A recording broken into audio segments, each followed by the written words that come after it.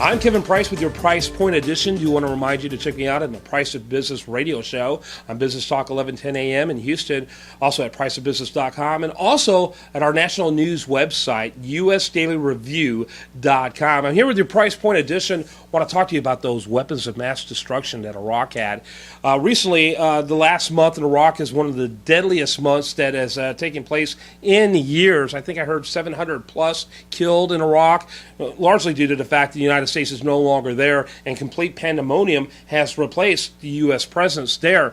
You know, and a lot of people are now sizing up whether or not it was worth our time to even go there. And that may be a legitimate question, but some of those who are sizing it up are people who kind of have good sensibilities when it comes to liberty, security, issues and views of government and that type of thing. And I'm hearing them say crazy things like there never were weapons of mass destruction. Really?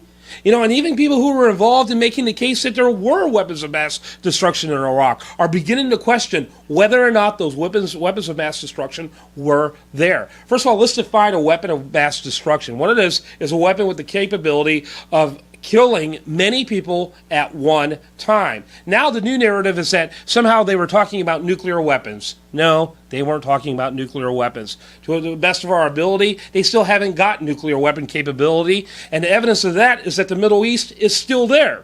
When the Middle East, when they had that capability, you can kiss the entire Middle East goodbye. What we always thought is that they had large amounts of chemical weapons. Evidence that they did was the fact that hundreds, maybe even thousands, documented Kurds killed in northern Iraq in the 1990s. We know they had the weapons of mass destruction. We've got the bodies, the carnage that proves it, with the burns that are indicative of chemical weapons. We know that the weapons of mass destruction were clearly there. And so you sit there and you look at that situation. You saw entire infrastructures. Colin Powell, who was the guy who made the case to the UN that there were weapons of mass destruction, but later came along and had to I'm not so sure now. He showed photos after photos after photos of these buildings that were being used for the building of weapons of mass destruction. When U.S. troops invaded, we found those same buildings, and we saw that they were being used, that they were the type of buildings that governments use for creating chemical weapons. What's the mystery here? But they never found those weapons. Therefore, they logically concluded they never existed. Tell that to all the relatives of the Kurds that lost their loved ones. Tell that to the people that saw firsthand the death and the destruction. I've seen those videos. I'm sure many of you have as well. The weapons of mass destruction existed. Remember, there's massive tunnels, huge tunnels between Iraq and Syria. Large enough for even trucks to go through some of those tunnels. By the way, they're saying now thousands are being killed in Syria with weapons of mass destruction, a.k.a. chemical weapons. I wonder where those chemical weapons came from. I'm amazed at these politicians' ability to make things disappear because it doesn't fit conveniently into their narrative.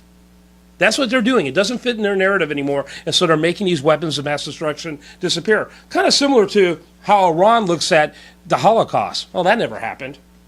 It's an inconvenient truth that it did. It did happen. So did the weapons of mass destruction in Iraq. You can disagree with the policy. I would have done things differently than both the Bush administration and certainly the Obama administration, who left the people of Iraq out to dry. But you cannot argue the fact that the weapons existed. You could argue we should have never been in a treaty situation that would require us to go in there if we thought such weapons existed. But we were in that treaty situation. You can't change that past. But you also can't change the past that the weapons existed and we had to take action because our treaties required it.